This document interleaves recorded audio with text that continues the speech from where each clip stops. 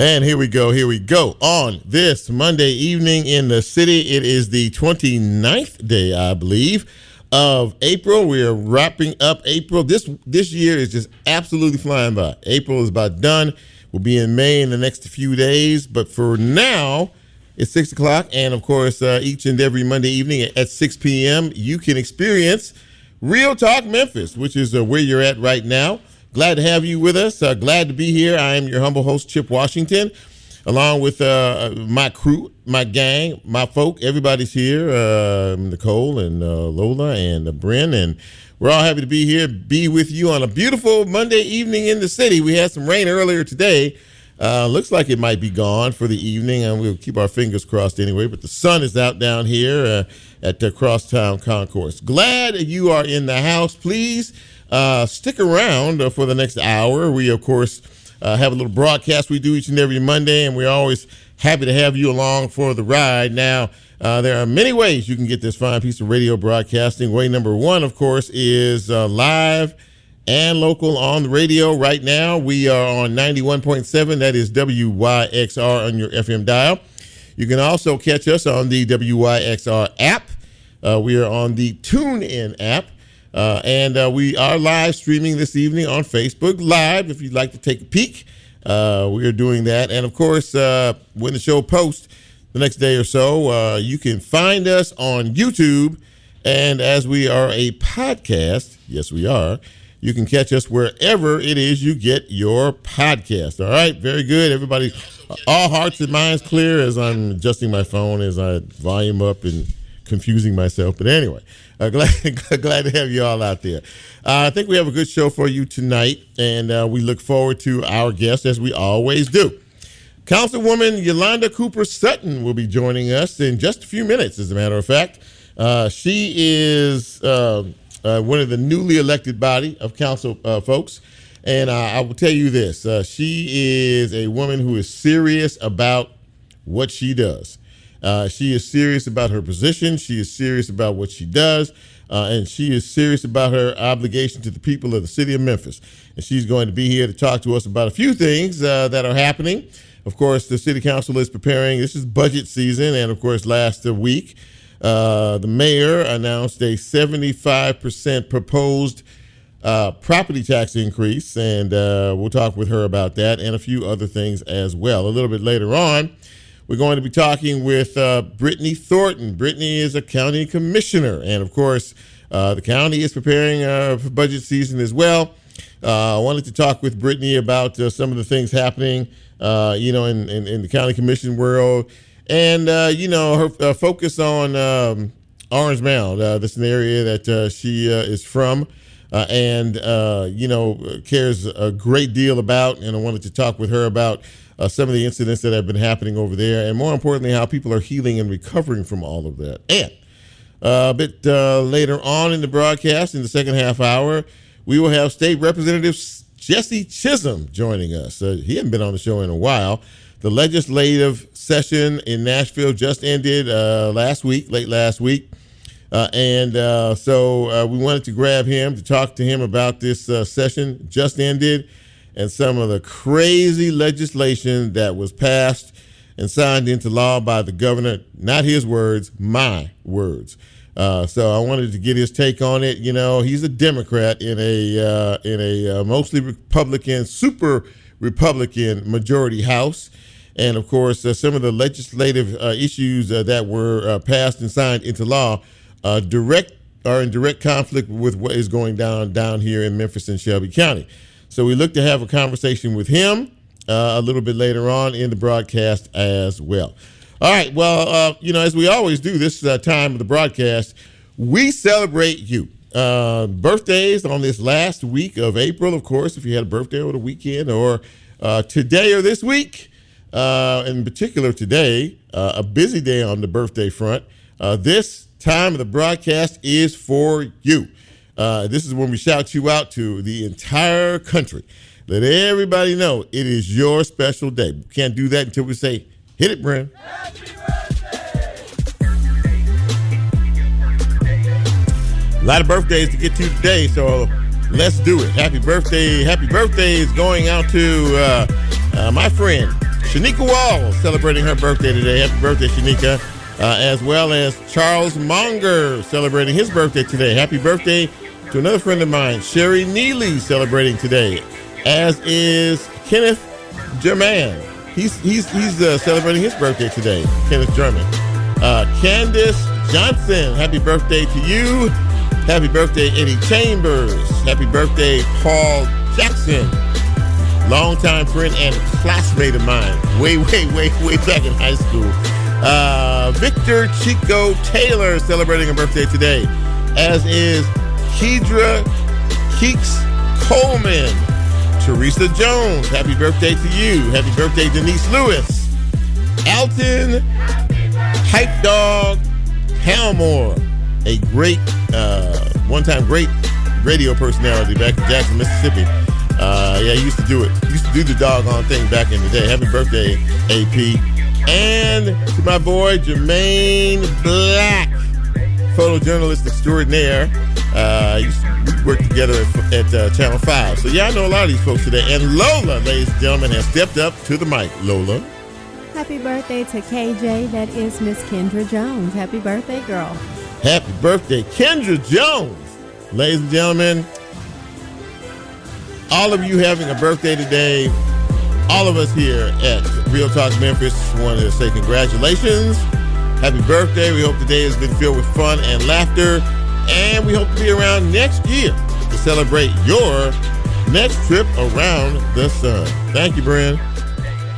All right, so in news and notes, a few of them to talk about. Of course, last Friday evening, Orange Mound has really been going through some dramatic instances here of recent. Of course, we know about the shooting at the block party 2 weeks ago. That happened. Another incident happened on Friday evening that summoned law enforcement, the Shelby County Sheriff's, the Memphis Police Department, and even the TBI involved. This was an officer-involved shooting. Apparently, Shelby County deputies were serving a high-risk warrant in the area. As they were doing so, an individual driving another vehicle drove in their direction towards them. Sheriff's deputies fired and killed that particular individual. There were three other individuals who were in the house that was being served the warrant. They have been arrested and charged with several gun, drug, and weapons charges. Three security guards were doing their job on Beale Street over the weekend, early Saturday morning, about 3:30, 3:40 in the morning, when they were shot and injured at the Tin Roof Memphis on Beale Street. That happened. Apparently, there was a fight inside of this business that they broke up, and they removed the individuals in question who were part of this fight. One of those individuals went to a vehicle, apparently got a gun, came back, and fired shots, wounding all three of these security guards. All of them, I think, are going to be okay. One of them is in critical condition, but I think he's stable. But once again, more violence, and on Beale Street, downtown Memphis, where folks go to just hang out, get loose. But these days, it's getting tougher and tougher. The governor of the state of Tennessee, Governor Bill Lee, signed into law some legislation that would allow teachers in classrooms all across this state to carry concealed weapons in their classroom. Now, he says, and the legislators say that they're not forcing anybody to do this. Every municipality has the right to say no thanks to that. They will determine whether or not they want to allow teachers to be armed in the classroom. I said it before and I'll say it again. That's one of the dumbest things I think I've ever heard. We're trying to get rid of more guns, and then you're going to add more guns now to people, and we don't know, if they're stable enough to be able to carry weapons or not. Especially when we have young folks out here who like to challenge authority every chance they get. So what if that happens in a classroom and the teacher gets nervous about a child threatening her or approaching them? Then what happens? Let's just wait and see. I do know that the new superintendent of education here in the Memphis and Shelby County School District, Dr. Marie Fagan, says she is not in favor of that. So I don't believe that we're going to have that issue down here in Memphis and Shelby County. Thank goodness for that, and good for her in terms of that. So again, we'll see how many school districts around the state participate in this. But boy, I'm telling you, man, you're talking about putting charcoal on a blazing fire. I mean, charcoal fluid on a blazing fire with this one. So we'll see what happens. And as I said earlier in the conversation, the Mayor Paul Young, and this is budget season for both the city and the county, he proposed a 75-cent increase in the property tax rate to the city council next week. Now, for many of us, we have to pay both city and county taxes, and that's not fun for anybody. In a city that is economically challenged as we are, for a lot of folks struggling, just to make it with the inflation being so high, prices being so high, and everything else, that's a lot of money. The city is trying to make up for a over $30 million shortfall in their budget. And, of course, we will see what happens. I'm sure that many of the people out there who will be affected are going to call their local council folks and express their thoughts and opinions on all of this. And before it's all said and done, we shall see exactly what happens. Now, of course, some of the money will be used for other programs. They'll be used for cameras around the city to deter crime, hopefully programs for young folks and some other things. But we will see how all of that shakes out. That's a look at news and notes on this Monday evening in the city. Glad to have you with us, by the way. It's always good to see folks out there. I see Shanika Walls is watching us. John Edwards is checking things out. Michael Harris is doing his thing as well on Facebook Live line. And I hope that wherever you are, you sit back, relax, and enjoy us till 7 o'clock this evening. We're going to take our first break, however. And when we come back, we will continue on this Monday edition of Real Talk Memphis right after this.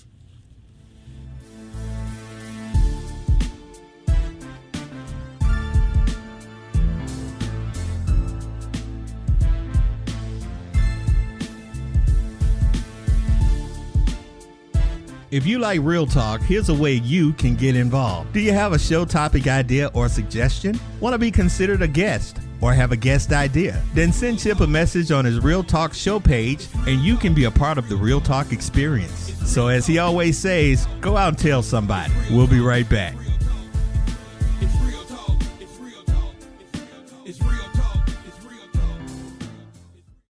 Hey, I'm Amy, host of Sonosphere on Monday at 4 p.m. and you're listening to WYXR 91.7 FM Memphis. I'm here today to ask you to further your impact with the station with the city's soul by joining the ranks as a WYXR mid-level donor today. Join us in championing a more inclusive and informed world through the transformative power of the community radio. Visit midlevel.wyxr.org to become a mid-level donor at WYXR, where your investment paves the way for a brighter and more connected future. Mid-level donors enjoy exclusive benefits such as on-air acknowledgments, VIP passes to Raised by Soundfest, and the opportunity to step into the role of a guest DJ. More information about mid-level donations can be found at midlevel.wyxr.org.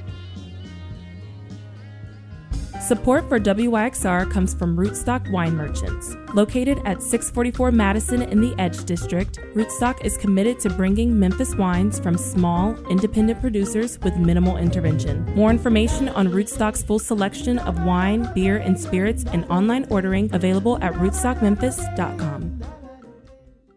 Programming on WYXR is brought to you by a grant from Arts Memphis, who has been working behind the scenes for 60 years to grow the foundation of Memphis arts.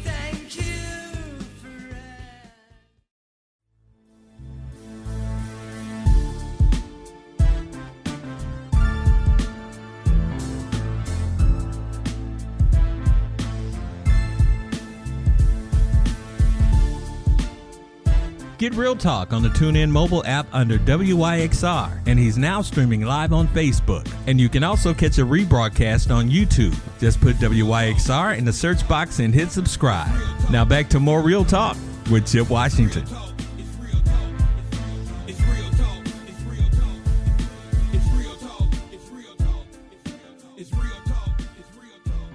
And welcome back to Real Talk Memphis on this Monday evening in the city. Chip with you. Very happy to have you with us as well.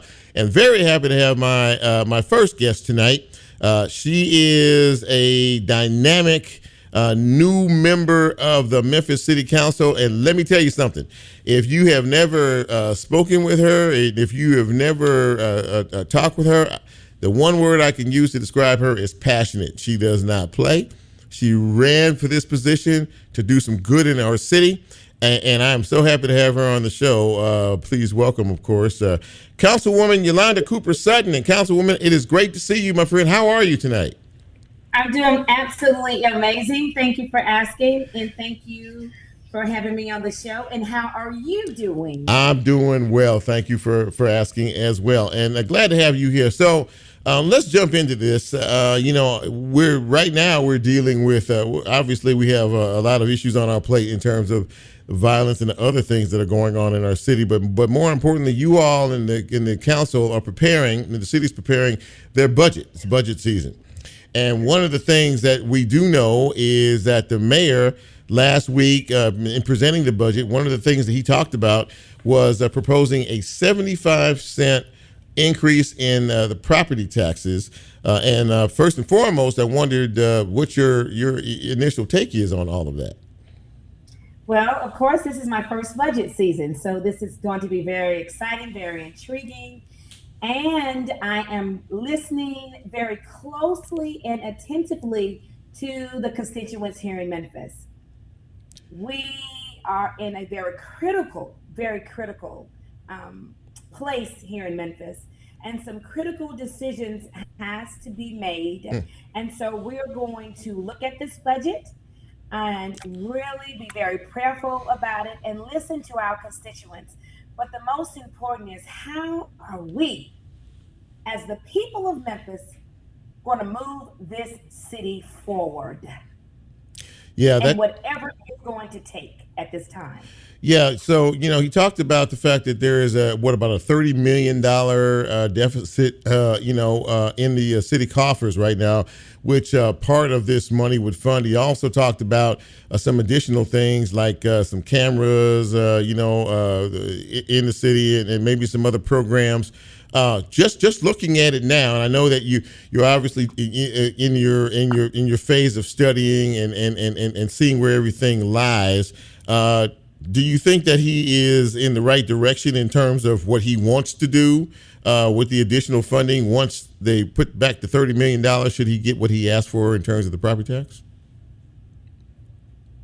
What I'm really believing and hoping in and really very prayerful about and listening to the mayor, we initially started as a partnership. This is the first time that the council in a long time and the mayor that we are trying to align ourselves for the betterment of this city. Right. As a young mayor, this is his first term, and we walked into a mess. Let's just be honest about it. Let's just deal with what's up front. It was in a very, very bad state when we walked into this. And so I think the city of Memphis and the citizens of Memphis and everybody knew what we were up against. And we are up against a lot of challenges. Yes, we are $30 million in the hole, a big gap.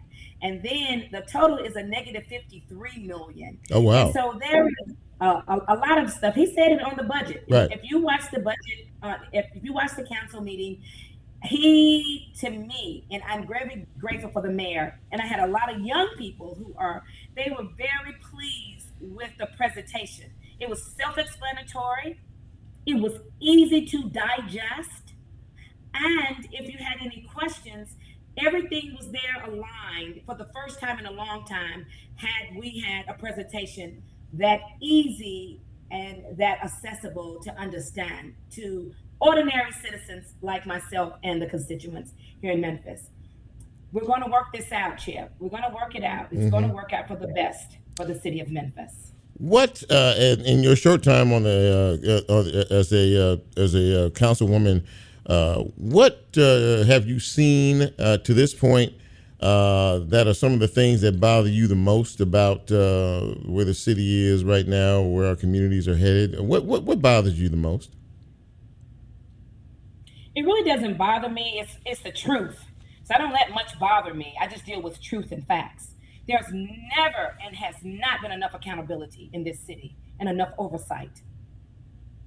Accountability and oversight. Those are the There has not been enough of that. And the constituents being left out and not being a part of what has been happening in this city for so many years. Accountability and oversight.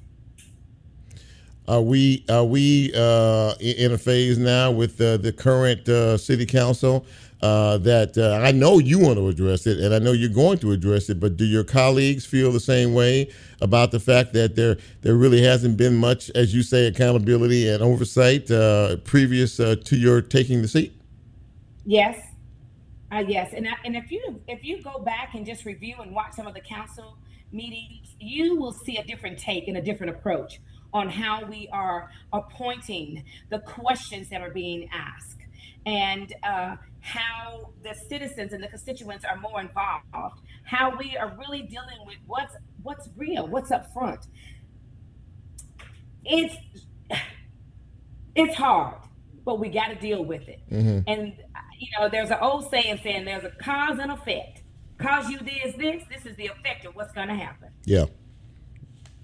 Well, as we look over the landscape, and I remember seeing you at a committee meeting a few weeks ago.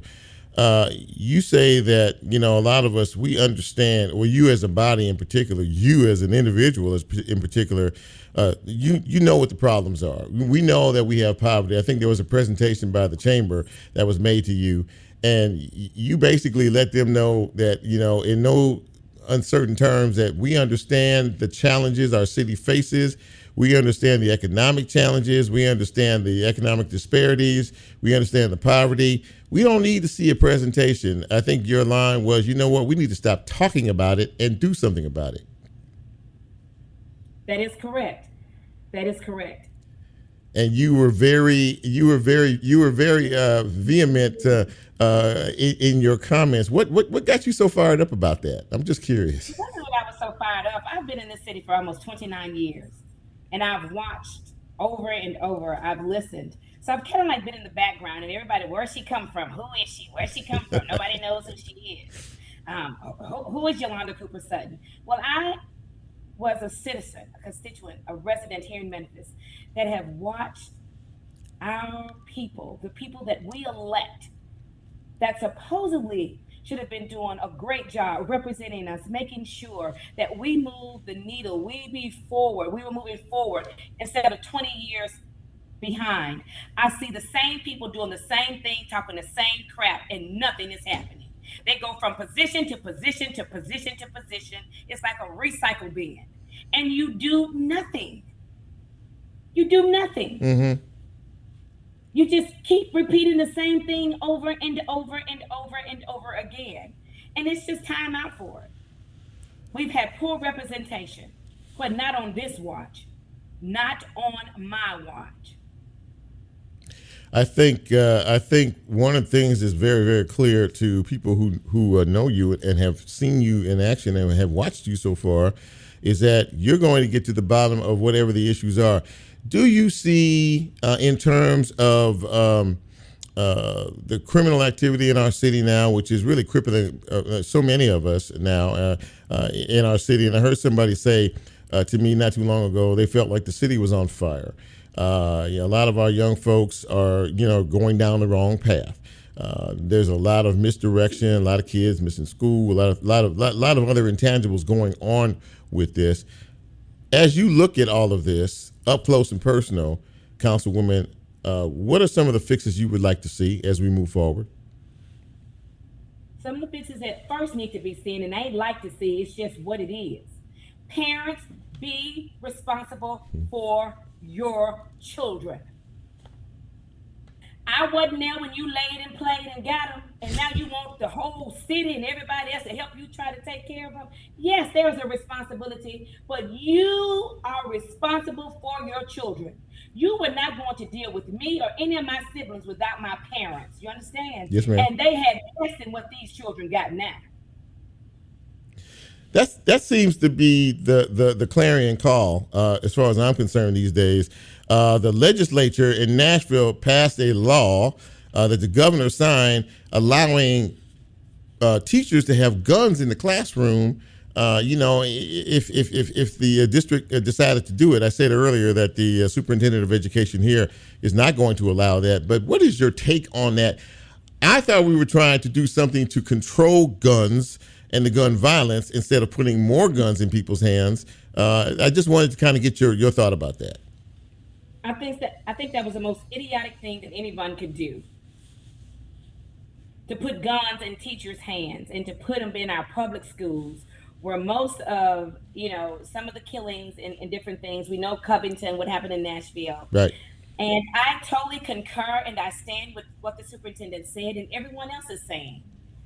Guns, this is a systematic problem. If we actually want to deal with the root cause, it's just another way of the system dealing with us with laws and policies.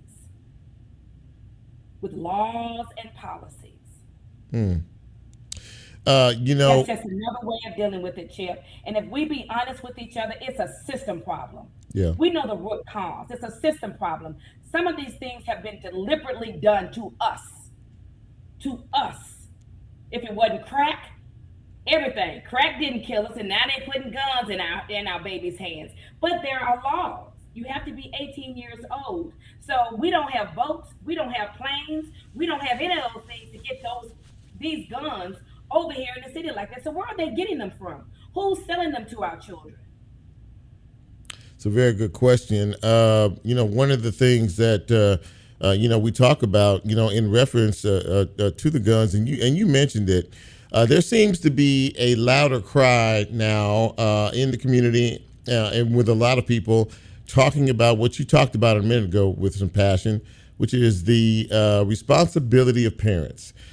Parents have to take more responsibility in the actions that some of their children take. If your 14-year-old is not in this room at 2 o'clock in the morning and running around on the streets, somebody needs to be responsible for that. And that's kind of what you said. That does need to be the battle cry these days, does it not? Or one of them anyway? That is so important, Chip. Yes, it needs to be one of the most important battle cries. If you're 14-year-old, you're 13-year-old, you're 12-year-old, and you don't know where they are, that is a huge, huge problem.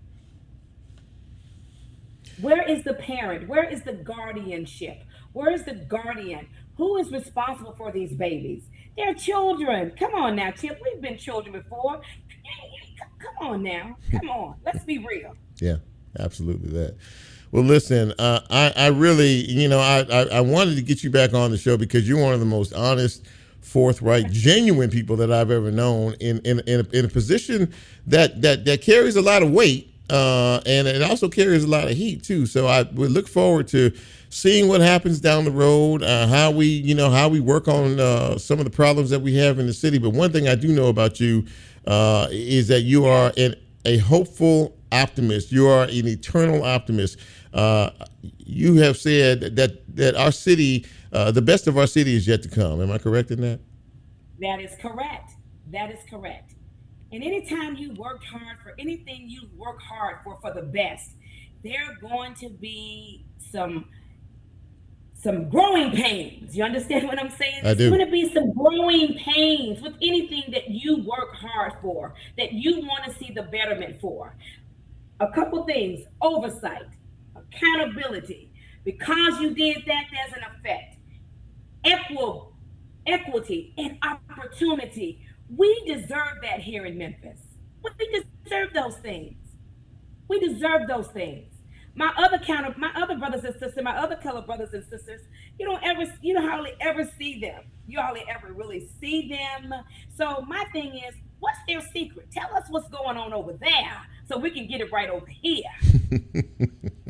That's all I'm saying. Yes, ma'am. Well, listen, Councilwoman Yolanda Cooper Sutton, I really appreciate you. Thank you for being you. Thank you for coming on the show tonight, and I thank you for your open and your honest assessment of things. I really appreciate you. And if you don't mind, I will be calling on you down the road as things come up. I hope that's okay with you. That is okay with me. I was elected by the people. That city council seat I sit in, that's the people's seat. And I was elected by the people to represent them. And I'm the voice for the voiceless. Those that don't have a voice, I'm their voice. And those that do, I'm going to shout it loud to the rooftop for them. Thank you so much for taking the time to come on the show tonight and talk to our listeners. I really appreciate you, and I'll be talking to you down the road, okay? I appreciate you, Chip, and thank you so kindly. Thank you so much. Thank you. Councilwoman Yolanda Cooper Sutton, ladies and gentlemen. You heard what she said. She represents the people elected her, and she has a job to do, and she's going to do it. Let's take a break, and when we come back, we're going to talk to another elected official, this time on the county side. This is Real Talk Memphis. I'm Chip. You know who you are. We'll take a quick break, and we'll be right back.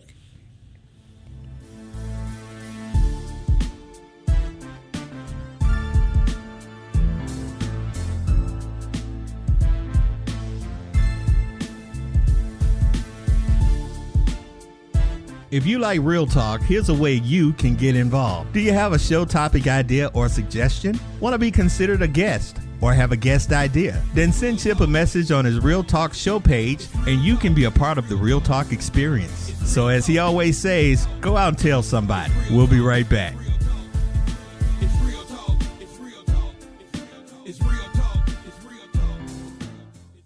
Support for WYXR comes from Tresvent, located in the heart of Memphis at 177 North Highland. Tresvent is where culture and community come together, offering independent living apartments and garden homes ranging from 650 to 3,000 square feet, as well as all levels of care in assisted living, memory support, and a 5-star health and rehab center. More information to schedule a tour at tresventmanor.org.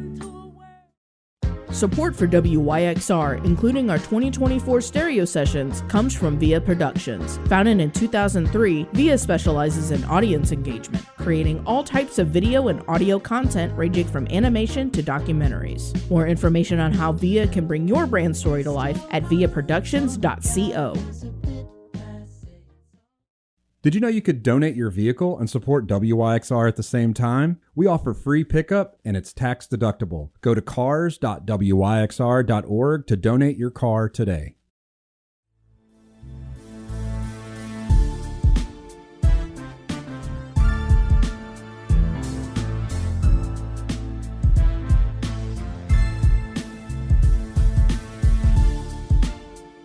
Get Real Talk on the TuneIn mobile app under WYXR, and he's now streaming live on Facebook. And you can also catch a rebroadcast on YouTube. Just put WYXR in the search box and hit subscribe. Now back to more Real Talk with Chip Washington.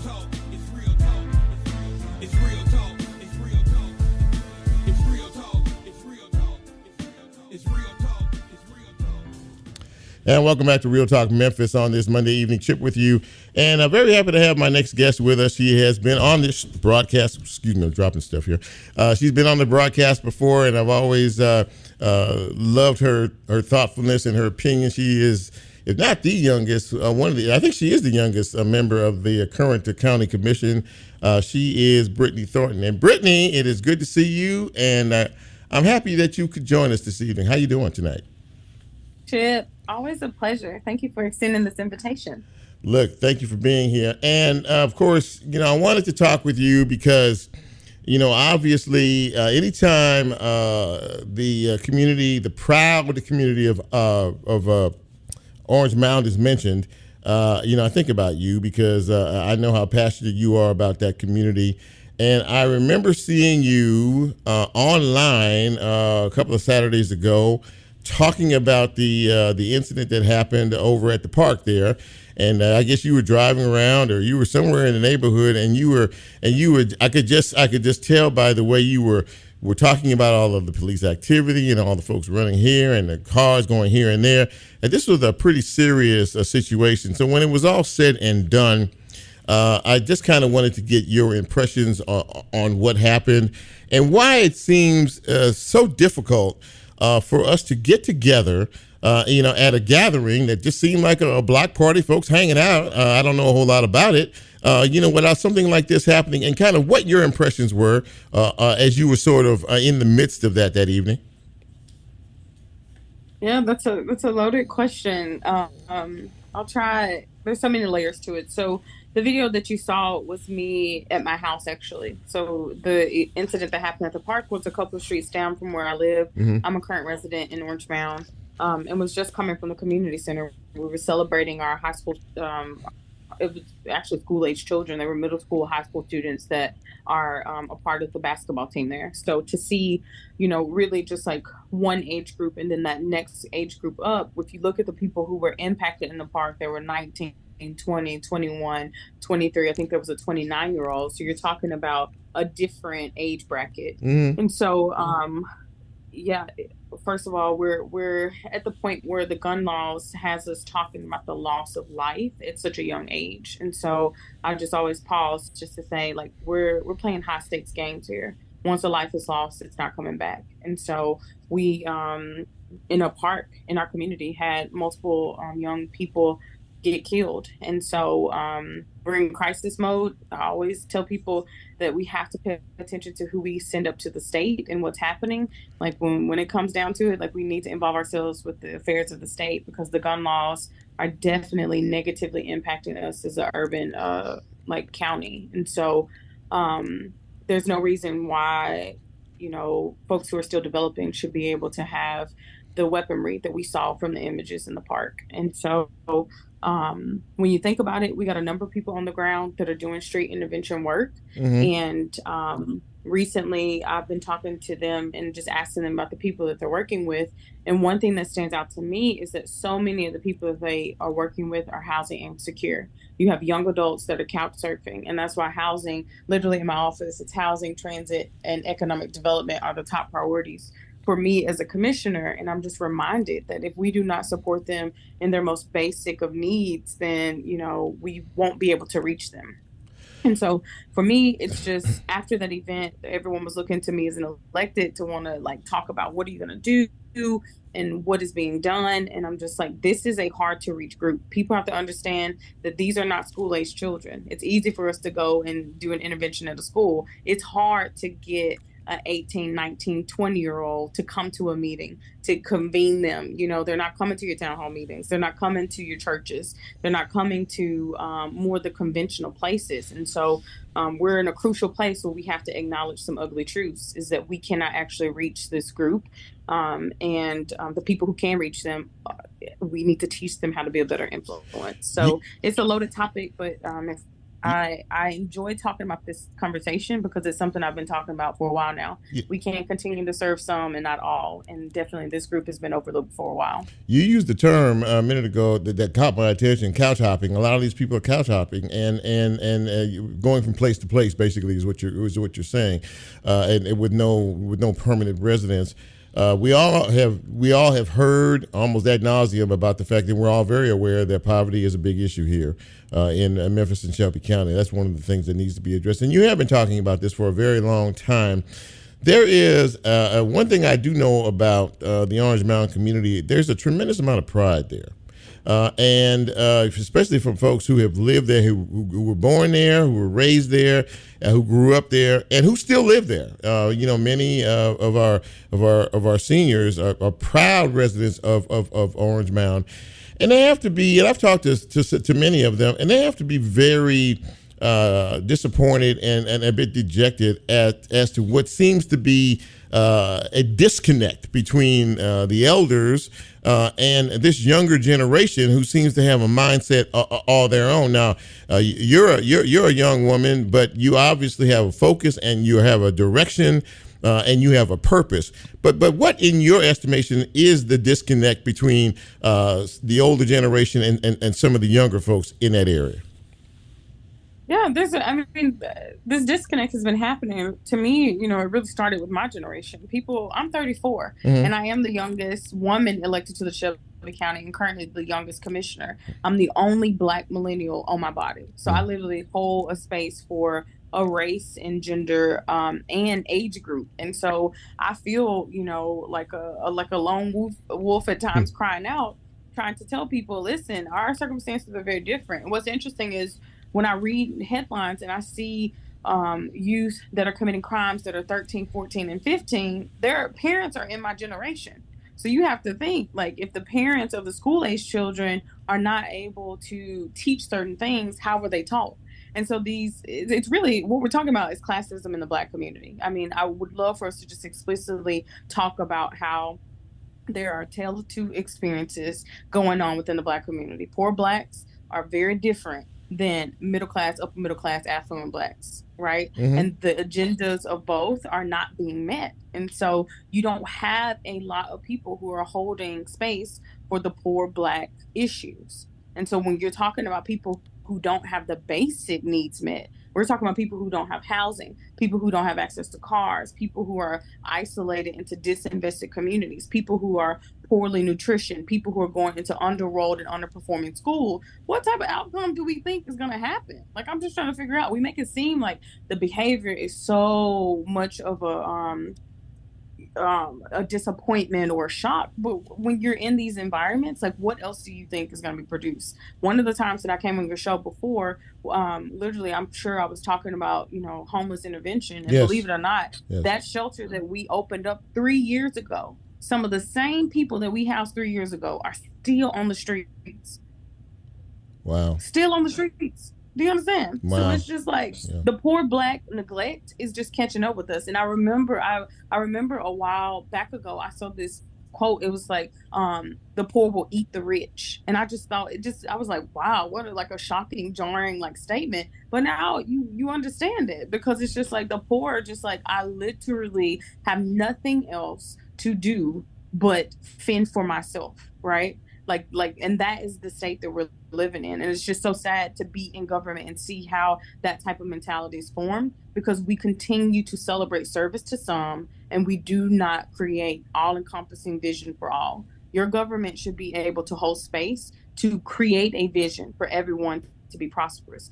Execution can be, something that you put on a timeline. But right now, what we're doing is we're letting our tax dollars be invested into lackluster plans. And whoever gets left out is now turning into multiple generations of people who are neglected. And so it's like literally people do not know how to teach betterment because they're so disconnected from it. So when people moved out of the urban core and they started to do the white flight thing and black flight happened, that was at a cost to the urban core communities that continue to still drive through South Memphis, drive through North Memphis. Yeah. Like, I have driven through other districts and it's so sad. I don't understand that people don't see what I see, but drive through, it looks like the deep parts of Mississippi.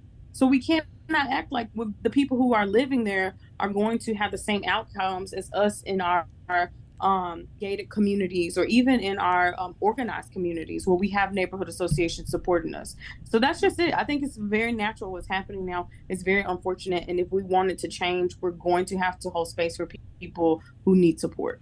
Well, listen, I have to let you go, but I will say this about you. It is a good thing that you're on the county commission because they need your voice. There's an underrepresented population, as you described very capably, that and you're holding a space for that needs to be represented, and they need to have a voice like yours representing them. And I think that you can bring a lot of awareness to some of your older colleagues and some of the folks who've been around. It may not see things from the same lens that you look through, and which I think is vitally important in times like this. So I'm really thankful that you are on that commission, and that your voice will continue to be heard, and that you will make a difference for all of us one day. I really appreciate you. I really, really do. Thank you. Tell everybody on May 6th, Monday, I want to see you 3:00 at the commission. If you believe in this message, then let's pull a public comment card and speak to it. Sounds like a plan. County Commissioner Britney Thornton. Britney, thank you so much, Donna. We will talk down the road. I promise you that. Okay, good stuff. Thank you. Thank you very much. Let's take our final break, and when we come back, we're going to talk about state and government politics with a young man who was front and center of it all. This is Real Talk Memphis. I'm Chip. We're having a great conversation on this Monday evening. A quick break, and we'll be right back.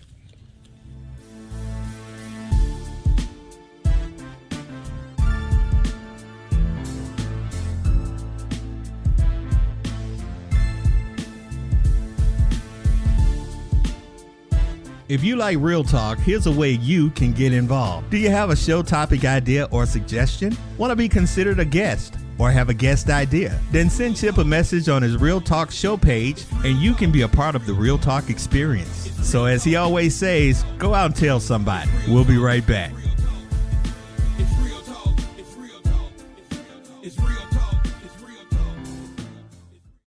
Yo, it's Chemist here, host of Computer Noise Radio, and I'm here today to ask you to consider donating to WYXR.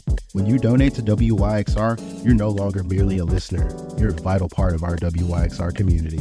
Becoming a member is incredibly valuable for community radio, allowing us to budget, plan, and increase the ways we serve Memphis.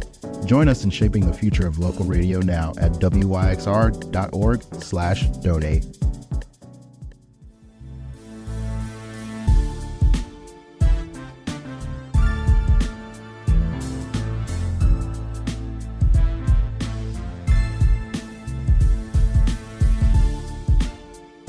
Get Real Talk on the TuneIn mobile app under WYXR, and he's now streaming live on Facebook. And you can also catch a rebroadcast on YouTube. Just put WYXR in the search box and hit subscribe.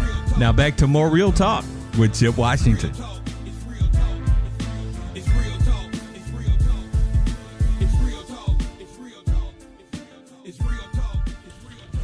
And welcome back to Real Talk Memphis on this beautiful Monday evening in the city. Chip with you. And very happy to have a young man who's been on the show before. He just finished a very busy legislative session in Nashville. He is State Representative Jesse Chism. And Jesse, it's great to see you. How you doing this evening?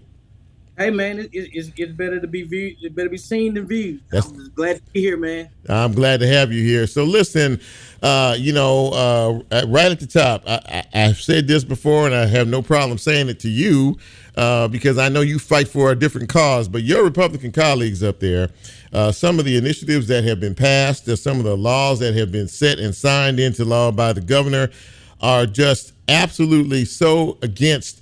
It seems, Memphis and Shelby County in so many ways. And I just kind of wanted, as a Democrat, one of the few Democrats up there in that House, wanted to get your take on what you thought of this session that just ended. Oh, where do I begin? We've done a lot to hurt Tennesseans this past session. You know, we passed laws to arm teachers, as if teachers don't have enough to do. We've rolled back some things we've done here in Memphis to make sure law enforcement has better relationships with our communities. They pushed vouchers to the point where it made people sick to their stomachs. It's been one of those years. How do you? I think I lost your audio, Jesse. I see you're talking, but I can't. I don't know if you can. I can know if you can hear me, but I can't hear you. I didn't hear the last few things you said there. I got you back now. Can you hear me now? Yeah, I got you now. Okay, gotcha. Well, but a couple of these, legislative pieces here, like you talked about the guns in the classroom with the teachers, and we lost 2 judgeships. They overturned the ordinances that were passed by our local municipality. One of your colleagues wants to add 6 new members to the Memphis and Shelby County School Board who aren't even elected, just appointed, just move them in there because he didn't think that they were doing the job. I mean, honestly, you're in that House chamber, and again, you all fight or try to fight. It's like snowball going uphill. I mean, it's like the more common sense legislation that has tried to be passed continues to be to get rejected over and over and over again. Now, we always say the best way to change this is to get out and vote, but clearly the legislative body up there does not seem to be listening to any constituents, and it doesn't have to do with race or anything else. And I mean, that seems extraordinarily troubling to us. How about you? Well, I think they've done enough damage in their respective districts where there may be some change this time, I believe, because obviously a lot of our colleagues did not listen to the constituents. They did not listen to the people of Tennessee. And as you spoke earlier, a lot of bills, a lot of policies that went forth this year proved that they were not listening. Well, one thing about it, one thing about all of this is, we've always talked about the battle of the ballot box and how we can change these things. But the gun situation, Jesse, is one I know you've been fighting, and many of your colleagues have been fighting over and over again. And I know that during this off-time session, when you go at town hall meetings and talk to your constituents, they're going to give you an earful, because I don't think there are too many people that are very happy with the direction of where we're going. Now, you mentioned the voucher situation. The governor couldn't win that battle. How big a deal was that for you?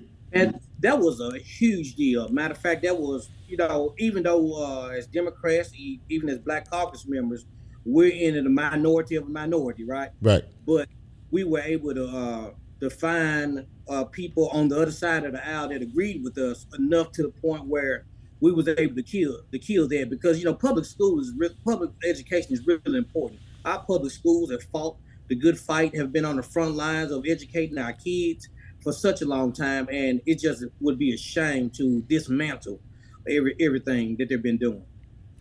One of the things that we heard lately up there was the effort by the governor, and this left a bad taste in a lot of people's mouths about what happened at the Tennessee State University, and the fact that they basically not tried, they wiped out the entire board of trustees, the ones that were in there, and replaced them with all of his handpicked individuals to now govern that school.